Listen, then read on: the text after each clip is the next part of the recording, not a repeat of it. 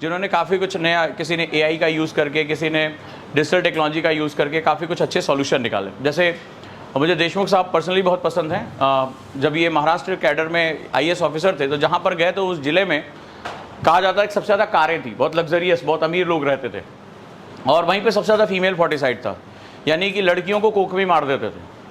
अब इन्होंने बहुत कोशिश की कि उसको सुधारें, नहीं सुधार पा रहे थे, समझाने की कोशिश की।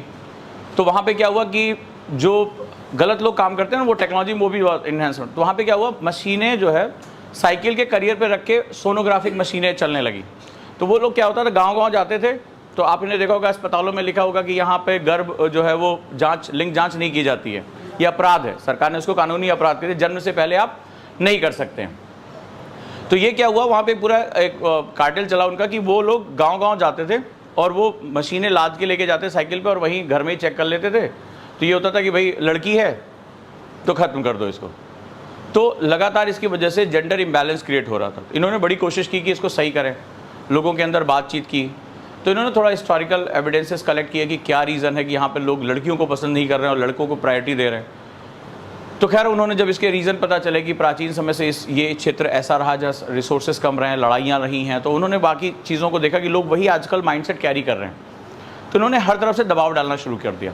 सबसे पहले इन्होंने अपने दोस्तों की मदद, सरकार के पास अपना प्रपोजल भेजा, सरकार ने आएगा, बजट आएगा, तो इन्होंने अपने दोस्तों से मदद ली और टेक्नोलॉजी डेवलप करनी शुरू की। तो सबसे पहले इन्होंने सोनोग्राफिक मशीनों में चिप डलवाने शुरू किए और सारे सर्वर अपने ऑफिस में रख लिए कि जैसे कोई सोनोग्राफिक मशीन यूज़ होगी, इनको पता चल जाएगा उसकी लोकेशन क्या है, GI जो लोकेशन क्या है, सिम में आपको पता है लोकेशन पता चल जाती है, और कौन यूज़ कर रहा है।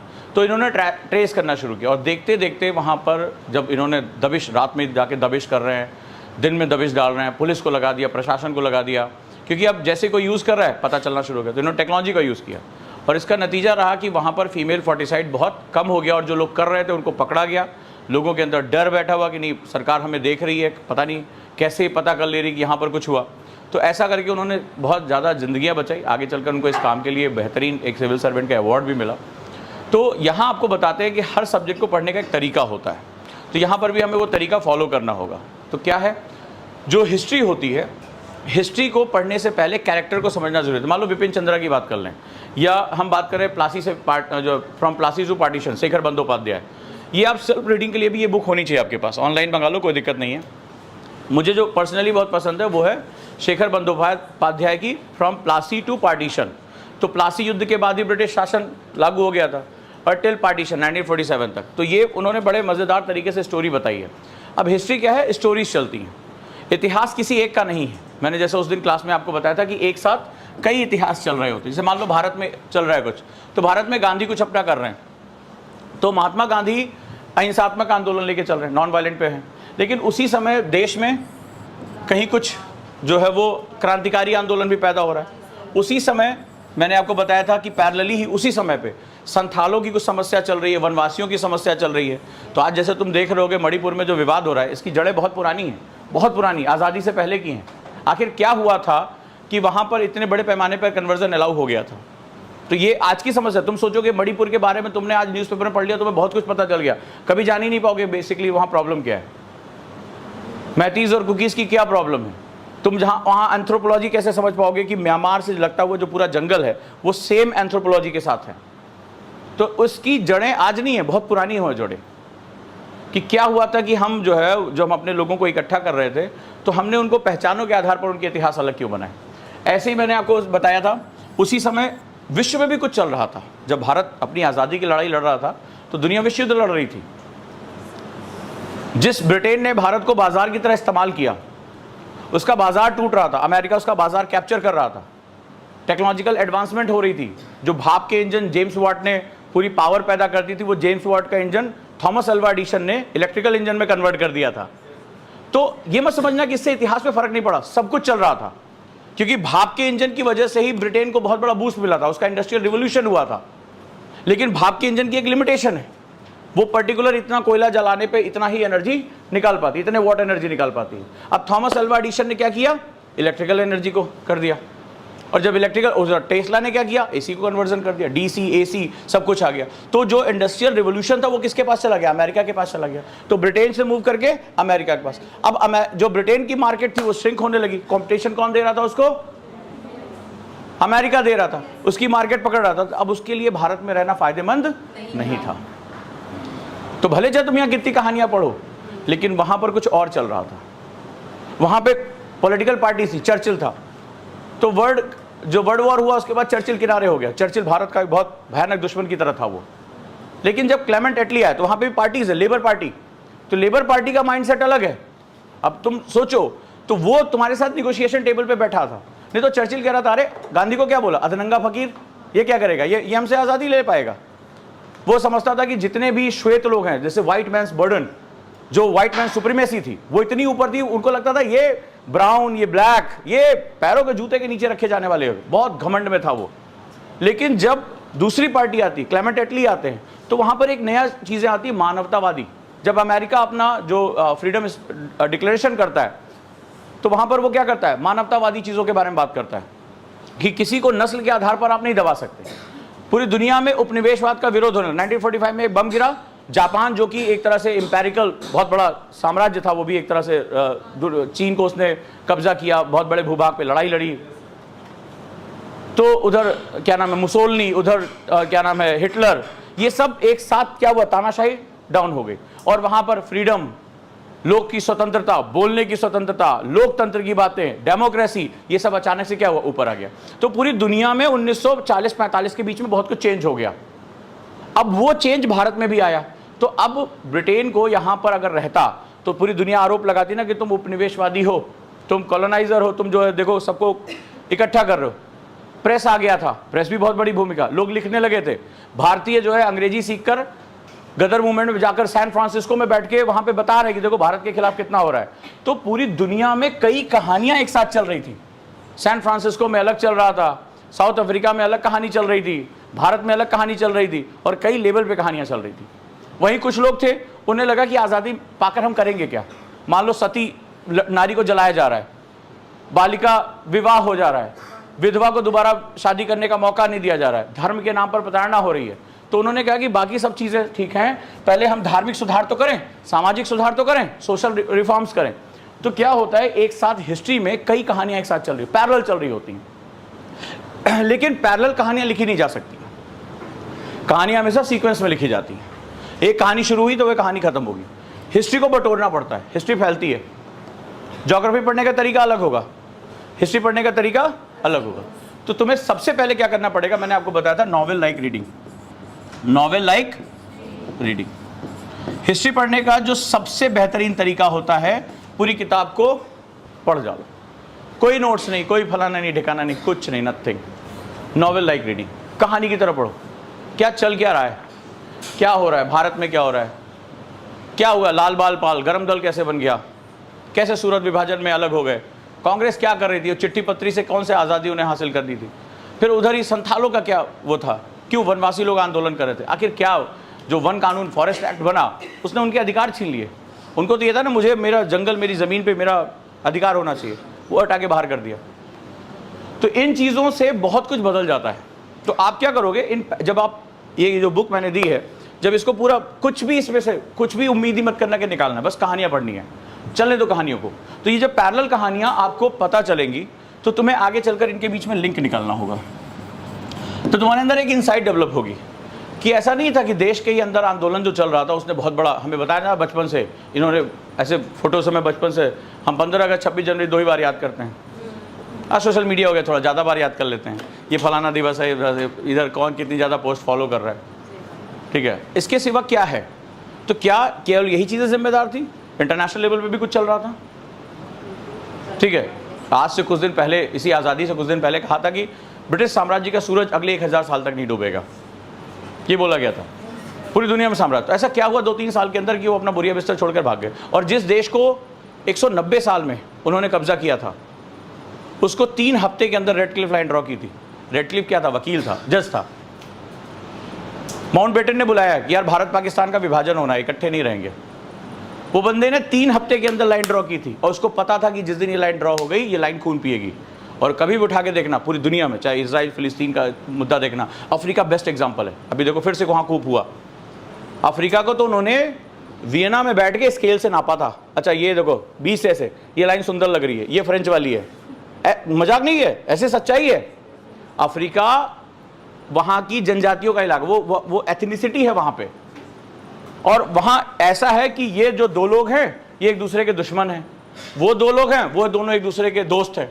तो क्या किया, उनसे उनकी एथनिसिटी नहीं पूछी, उनको तो इंसान ही नहीं समझा। उन्होंने क्या किया, लाइन ऐसे ड्रॉ कर दी, ये दोनों दोस्त हैं, इनके बीच में लाइन ड्रॉ कर दी, ये दोनों दुश्मन हैं, इनके बीच की लाइन हटा दी। 25 लाख लोगों का खून केवल रवांडा की लाइन पे बहा है। अंदाजा लगाओ कितना नरसंहार हुआ, कितना ब्लड बाथ हुआ होगा। स्केल से बांटा है। कभी भी अफ्रीका का नक्शा उठा के देखना, इतनी खूबसूरत बाउंड्री, कभी देखना नोटिस करना कि ये सीधी सीधी बाउंड्रीज क्यों है। कभी तुम्हारे दिमाग में क्वेश्चन नहीं आया कि तुम देखना ऐसे 90 डिग्री पे परपेंडिकुलर लाइन, इतना सुंदर, वो जंगल नदियों पहाड़ों का देश है, वहां लाइनें इतनी सुंदर क्यों हैं। कभी देखना अफ्रीका का नक्शा, देखा कभी? तो तुम कभी दिमाग में नहीं आया कि ये लाइनें सीधी सीधी क्यों हैं। वो लाइनें स्केल पर बांटी गई हैं वियना में बैठ के, क्योंकि वो फ्रेंच का कॉलोनी थी, वो ब्रिटेन की कॉलोनी थी, वो तमाम जर्मनी की कॉलोनी थी। बोला अच्छा ये तेरा ये मेरा। अब दो दुश्मन जातियों को उन्होंने एक साथ रख दिया, दोस्तों को अलग कर दिया। तब से लेकर आज तक वो खून बहा। तो ये जब जब जहां जहां से गए हैं इन्होंने वहां ब्लड बाथ किया है, क्योंकि इनका ये था कि आज हम जा तो रहे हैं लेकिन इनको इतना मजबूर करके जाएंगे, कल को ये कहेंगे स्वामी आप ही हमें बचा सकते हो, आओ और हमें बचाओ।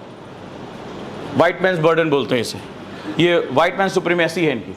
तो किसी भी हिस्ट्री को पढ़ने का सबसे अच्छा तरीका होता है बुक को नॉवल की तरह पढ़ना, फिर सेकेंड और थर्ड नोट्स बना के रिवीजन करना है, वो तो मैम बताएंगी आपको। तो आपको जो मोटी वाली किताब मिली है, मैंने एक बैच को जिम्मेदारी दी थी, सबने वादा किया था वेडनेसडे तक ख़त्म हो जाएगी। कितनी ख़त्म हो गई?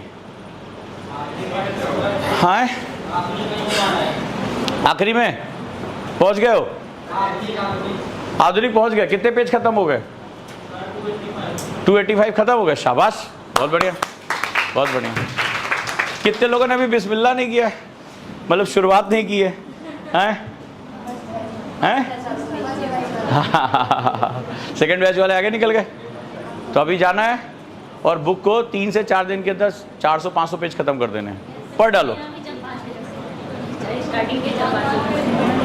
नहीं उसके साथ वो पढ़ने बैठते हो गए, कॉपी कलम 4-6 कलर का हाइलाइटर, पेंसिल कलर, मोम कलर, ये सब कुछ नहीं, सिर्फ क्या करना है नॉवेल की तरफ। जब नॉवेल पढ़ते हो नोट्स थोड़े बनाते हो।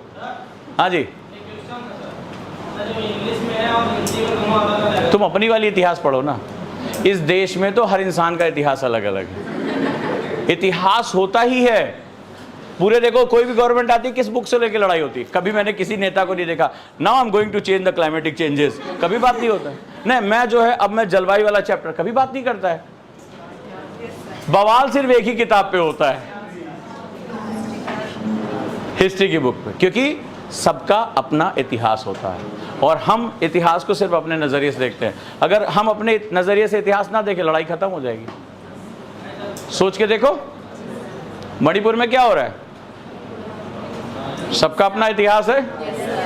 पूरी दुनिया में देखो सबका अपना इतिहास है, सब अपने इतिहास के लिए लड़ाई लड़ रहे हैं, क्योंकि इतिहास में ही संस्कृत की जड़ें होती हैं और जिसकी संस्कृत ताकतवर है वही दूसरे के ऊपर डोमिनेट करे।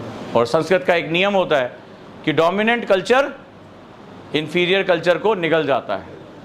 इसीलिए जब अंग्रेज आए तो उन्होंने सीधे आप पे सत्ता नहीं हासिल की। पढ़ना, जेम्स मिल का एक नाम याद रखना, ये इतिहास में जहां मिले उसको पकड़ लेना। ये जब आता है तो सबसे पहले हमारी किताबों का ट्रांसलेशन कराता है, फिर जेम्स मिल शुरुआत करता है, उसके बाद एक और नाम आता है मैकाले, और वो कहता है जेम्स मिल बेस दे के जाता है, उसको समझ में आता है इनकी जो बुक्स हैं बहुत बहुत डेप्थ में है, क्या करें। तो पहले तो वो कहता है हमारे लोगों को सिखाएं। नई शिक्षा नीति को 3 साल हुए हैं, बार बार हम ये कह रहे हैं कि अपनी लैंग्वेज में सीखो। इस बीच में मुझे ना कई छोटे छोटे वो रील्स के थ्रू कई कंट्रीज़ के बारे में, तो आप लोगों का फोकस उस पर होता है, मैं पीछे देखता हूँ बैकग्राउंड क्या है। तो कोरियन लैंग्वेज यूज़ कर रहे हैं, जापानीज़ यूज़ कर रहे हैं, चाइनीज़ यूज़ कर रहे हैं, एक हम ही है जो अंग्रेजी यूज़ कर रहे हैं। बात भाषा की इन्फीरियरिटी की नहीं है, बात है कि आप किस में कंफर्टेबल हो। वो इनोवेशन कर रहे हैं, हम कॉपी मशीन बने हुए हैं। तो इतिहास तुम्हें कई चीज़ें सिखाएगा। तो सबसे पहले इन कहानियों से परिचित हो जाओ। अगर कोई तुमसे पूछे कि बिरसा मुंडा कौन थे, उनका पर्सपेक्ट क्या था, नॉर्थ ईस्ट में किस तरह के आंदोलन हुए थे, गांधी का आंदोलन कहाँ तक सही था, पूरे वर्ल्ड में क्या चल रहा था, तो बस एक बार तुम्हारे दिमाग में सारी पिक्चर होनी चाहिए। फिर टीचर इनको क्या करेगा, लिंक कर देगा कि देखो भाई ये वाले से ये वाला हुआ, ठीक है। क्यों माउंटबेटन को इतनी जल्दी पड़ी थी, रेडक्लिफ ने 3 हफ्ते में क्यों डिवाइड किया, रुक सकते थे थोड़ी देर, जैसे 190 साल रुके, 2-4 दिन और कौन सा तुम्हें कोई केवल एक ही आदमी से खतरा था, या तो उसको टेंशन थी कि भाई भाग ना जाए, अदरवाइज उसको टेंशन और तो ज़्यादा नहीं थी, हंसी मजाक के क्षेत्र में।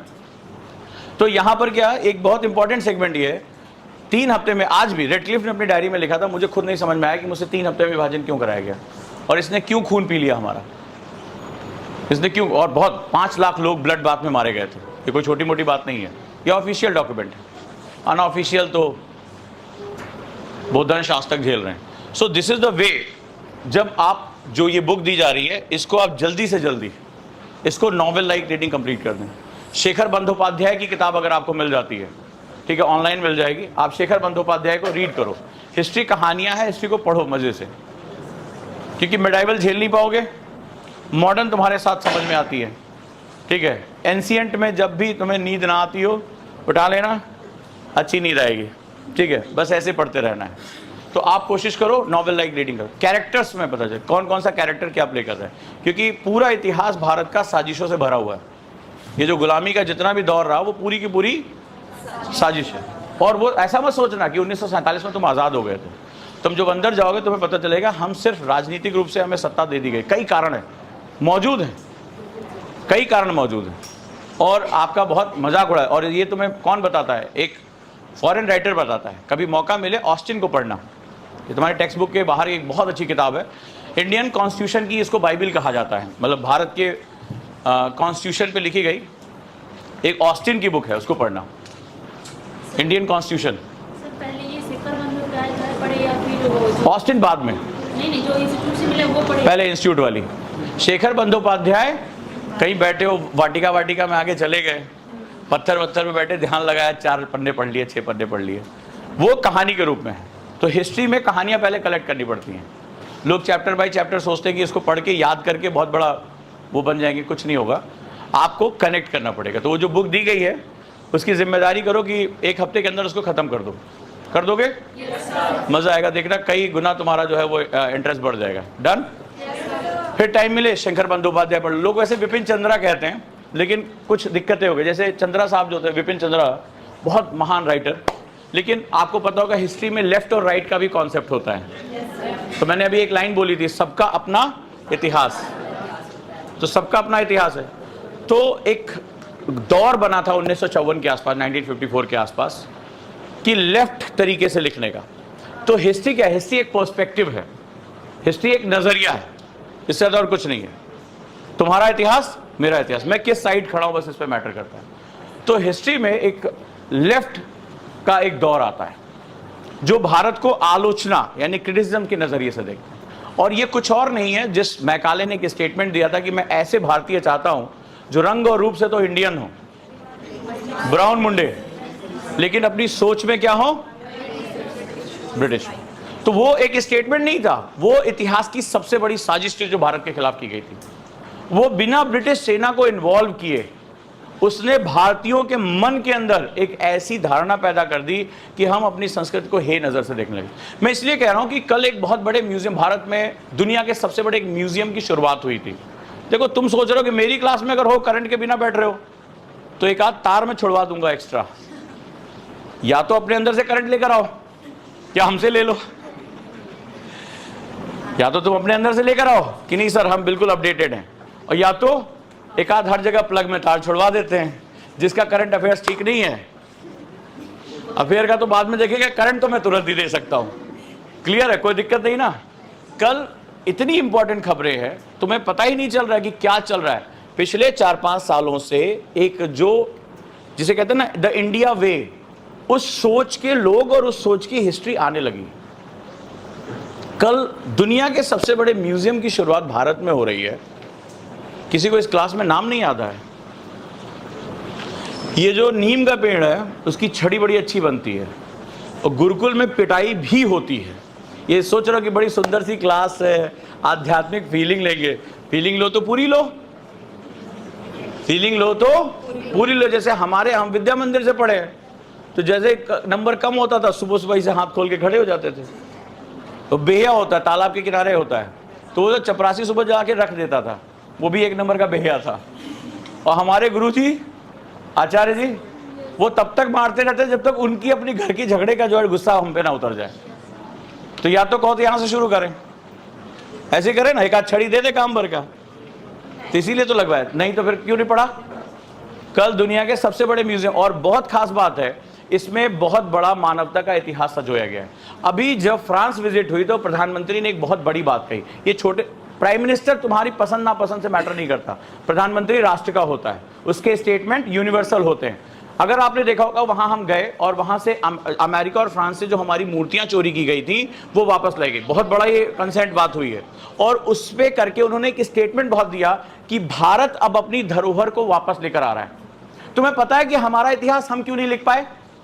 आज की डेट में सबसे, अभी जब तक तुम पढ़ रहे हो तुम्हारे सामने एक बहुत बड़ी थ्योरी आएगी। मैम हिस्ट्री पढ़ाएंगे, मैं ज्यादा एंटर नहीं करूंगा, इंटरफेयर। आर्यन इन्वेजन थ्योरी बचपन से मैं पढ़ाया गया है कि आर्य बाहर से आए, आर्य बाहर से आए।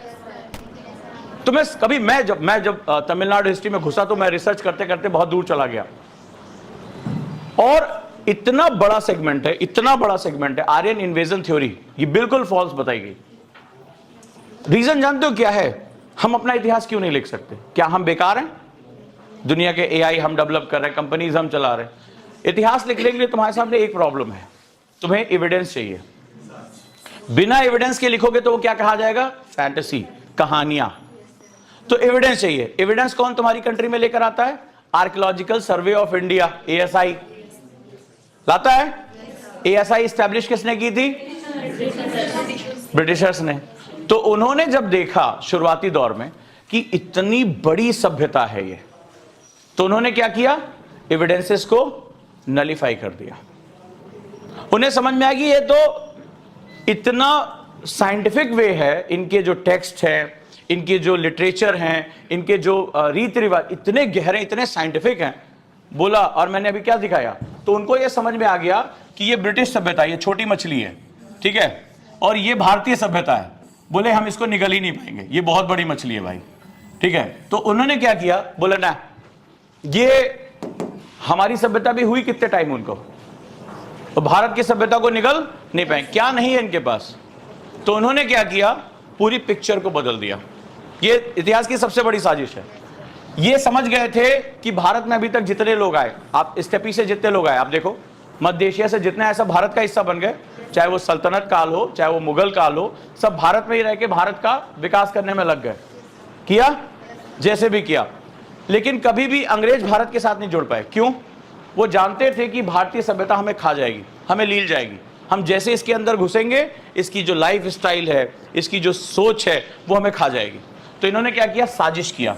बोले पहले इसका कल्चरल सेटअप खत्म करो। जब मैकाले अपने फादर को लेटर लिखता है कि मैं भारत के गांव-गांव में गया, यहाँ ना कोई चोर है, ना कोई बेईमान है, सब बड़े सुखी और बहुत आध्यात्मिक जीवन जीते हैं, इन्हें भौतिक चीज़ों से कोई ऐसा लगता है अट्रैक्शन ही नहीं है, इनका सुख तो इस दुनिया से ऊपर क्या है। बोले मैं इस देश पे कब्जा नहीं कर सकता तब तक कि जब तक कि इन भारतीयों को इनकी जड़ों से काटना दो। और फिर हमारी जड़ों से काटने का जो सिद्धांत शुरू हुआ, वो इतने बड़े लेवल पे चला गया, इतने बड़े लेवल पे चला गया कि पूरी पिक्चर बदल गई। हम भारतीय, कोई भी सामने खड़ा होकर इंग्लिश एक बार बोल दे तुरंत जो बेचारा वर्नाकुलर लैंग्वेज का बच्चा है वो तुरंत सही कह रहे हैं, मैं stand up in the middle of the corner, hey you two, hey both of you two, ठीक है। हम किसी तरीके से मन में ट्रांसलेशन चल रहा होता है, सही लग रहा है, हैज लगेगा, हैव लगेगा, ऐसे ही तो होता है। हम पूरे टाइम इसी में रहते हैं, अजीब से नए नए शब्द आ जाते हैं, ये पूरा पिक्चर चेंज हो गया। हमने उनका बताया इतिहास पढ़ना शुरू किया, उन्होंने वही एविडेंसेस रखे। उन्होंने कहा आर्यंस बाहर से आए थे। आर्य, इतिहास कहता है आर्य मतलब श्रेष्ठतम लोग को कहा जाता है। हमारे समाज के जो श्रेष्ठतम लोग थे, जो ज्ञान, विज्ञान, मैथमेटिक्स, उन्हें आर्य कहा गया था। आर्य कोई जाति नहीं थी। बट मैंने ये भी क्लास में कहा था, ज्यादा दिन दूर नहीं है, सिर्फ 15 साल और एआई जिस दिन साइमुलेशन कर देगा, सारा डाटा इकट्ठा हो रहा है एआई पे। देखो उस समय चैट जीपीटी नहीं आया था जब मैंने क्लास में पढ़ाया था, उसके मैंने कहा था ज़्यादा दिन नहीं, सिर्फ 15 साल और इसके बाद क्या होगा, ये सारा डाटा जो इकट्ठा हो रहा है ये साइमुलेशन में डाला जाएगा, और जैसे ही साइमुलेशन में आएगा तुम्हारे सामने सब कुछ खुल के सामने आ जाएगा कि एक्चुअली में आर्य कहीं से आए नहीं थे, यहाँ से पूरी दुनिया में हमने ही लोगों को भेजा था। और यही कारण है, अभी प्रधानमंत्री ने 2-3 दिन पहले कहा था, अगर ध्यान होगा, कि भारत पूरी दुनिया में मानव संसाधन की सप्लाई कर सकता है। बहुत ध्यान से पढ़ा करो न्यूज़पेपर, हिस्ट्री ये सारी चीज़ों को बता रहा है। इतिहास विषय नहीं है, इतिहास में तुम अपने गर्व के क्षण ढूंढ सकते हो, और जब किसी देशवासी को अपने राष्ट्र पर गर्व होता है तो ही वो उसके विकास में भागीदार बनता है। और तुम कौन हो? Agent of change. तुम्हारा काम क्या है? बदलाव लेकर आना। तुम अगर ये सोच रहे हो कि सुबह टिफिन लेके निकलेंगे 9 बजे और शाम को 5 बजे घर आ जाएंगे, तो भूल जाओ, ये तुम्हारा काम नहीं है। तुम्हारा काम है एजेंट ऑफ चेंज बना। लेकिन कौन चेंज करेगा?